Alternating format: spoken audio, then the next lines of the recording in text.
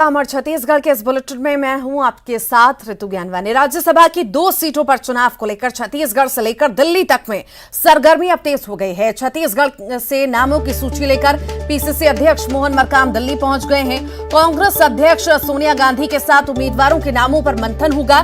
प्रदेश अध्यक्ष मोहन मरकाम के साथ प्रदेश प्रभारी पीएल पुनिया के साथ उम्मीदवारों के नामों पर चर्चा होगी। इससे पहले दिल्ली रवाना होने से पहले पीएल पुनिया ने कहा कि प्रियंका गांधी यदि छत्तीसगढ़ से राज्यसभा जाती हैं तो उनका स्वागत है और ये छत्तीसगढ़ के लिए सौभाग्य की बात होगी।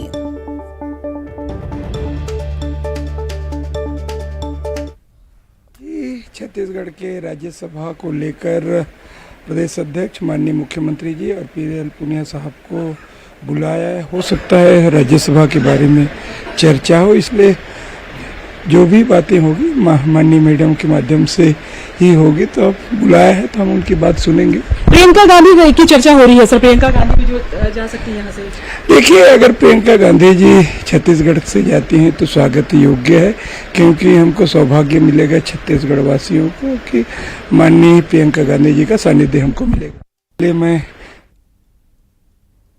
तो राज्यसभा चुनाव की सरगर्मियां तेज हो चुकी हैं और नामों की सूची लेकर दिल्ली पहुंचे हैं मोहन मरकाम। देखने वाली बात होगी आखिर किसके नाम पर मुहर लगती है। वैसे उन्होंने प्रियंका गांधी का भी नाम दिया है कि अगर प्रियंका यहां से चुनाव लड़ती हैं तो बहुत सौभाग्य की बात होगी।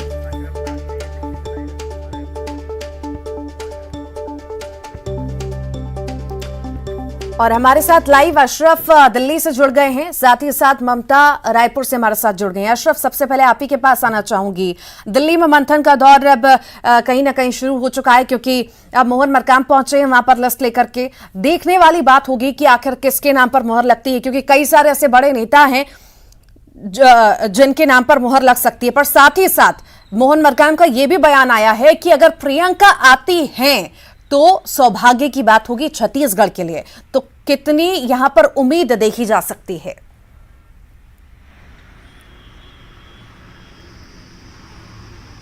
देखिए ऋतु, अब मंथन का दौर के एक तरह से मान के चलें कि करीब करीब पूरा हो चुका है, क्योंकि यहाँ पर मोहन मरकाम जो प्रदेश अध्यक्ष कांग्रेस हैं छत्तीसगढ़ के, वो दिल्ली आए हैं। दिल्ली अपनी एक सूची लेकर आए हैं, जो स्थानीय नेता हैं उनसे, सबसे जो पूरा नेतृत्व है उनसे चर्चा करके कि एक उम्मीदवार जो होना है वो छत्तीसगढ़ से होगा तो वो कौन हो सकता है, उस नामों की सूची लेकर आए। और दूसरा उम्मीदवार जो माना जा रहा है कि वो यहाँ केंद्रीय नेतृत्व तय करेगा, वो कौन होगा, उस पर भी करीब करीब मंथन हो चुका होगा। अब सिर्फ एक औपचारिकता बची है, जब मोहन मरकाम पीएल पुनिया सोनिया गांधी से मुलाकात करेंगे और फिर नामों पर अंतिम फैसला किया जाएगा।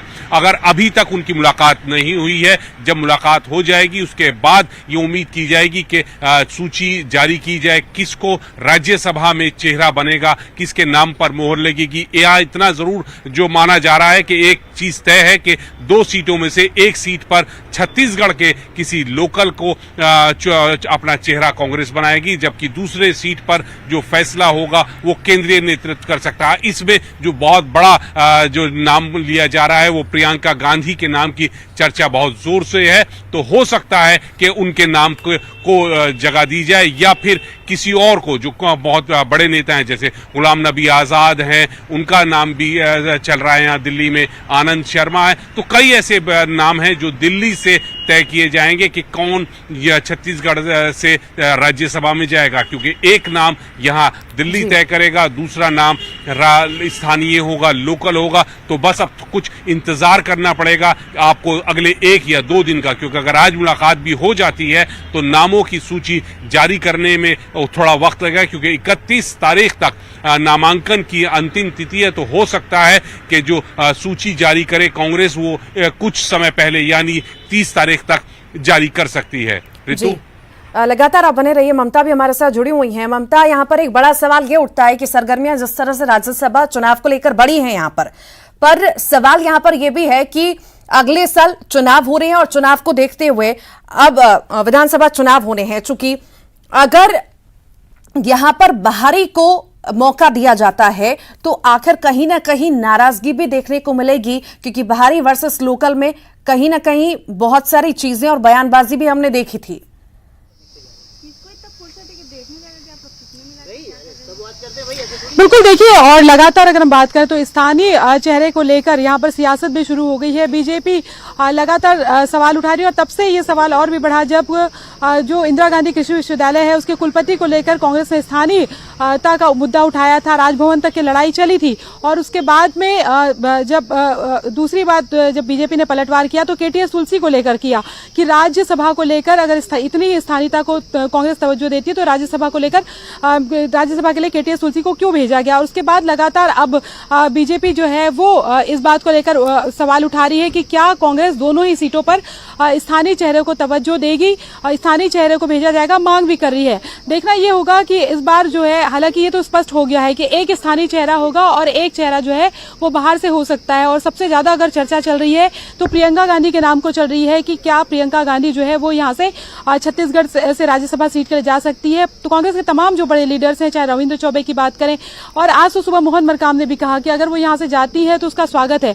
कांग्रेस के ये तमाम लीडर्स हैं वो उन्होंने कहीं भी इनकार नहीं किया। हाँ, मुख्यमंत्री भूपेश बघेल ने जरूर ये कहा है कि इस तरह की कोई चर्चा अभी उनके सामने नहीं हुई है और जो भी तय होगा वो हाईकमान से तय होगा।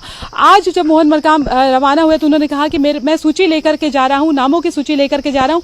उनसे हमने सवाल भी किया कि जो विनोद वर्मा जो है, खासतौर से अगर बात करें तो मुख्यमंत्री के राजनीतिक सलाहकार हैं, उनका नाम भी काफी आगे चल रहा है, तो क्या वो हो सकते हैं। पीआर खूंटे ने अपना दावा ठोका है, उनका कहना है कि अनुसूचित जाति से करीबन 55 लाख वोटर्स हैं और उसका प्रतिनिधित्व करते हैं। इसके पहले हालांकि चरणदास महंत ने भी कहा था कि वो राज्यसभा जाना चाहते हैं, हालांकि अब वो उन्होंने अपना बयान बदल दिया है। अजय साहू जो है उन्होंने दावा ठोका हुआ है।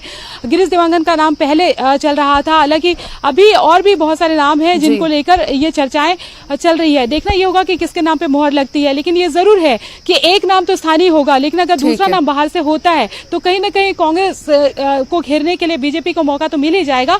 और देखना ये भी होगा कि अगर बाहर से किसी ऐसे चेहरे को मौका मिलता है जो प्रियंका गांधी के अलावा भी कोई है, तो पार्टी के भीतर उसको लेकर किस तरह की स्वीकार्यता है या अंदर ही अंदर स्थानीयता को लेकर जो है वो गुटबाजी भी आने वाले समय में देख। जी, बहुत शुक्रिया ममता। अशरफ, आपका बहुत बहुत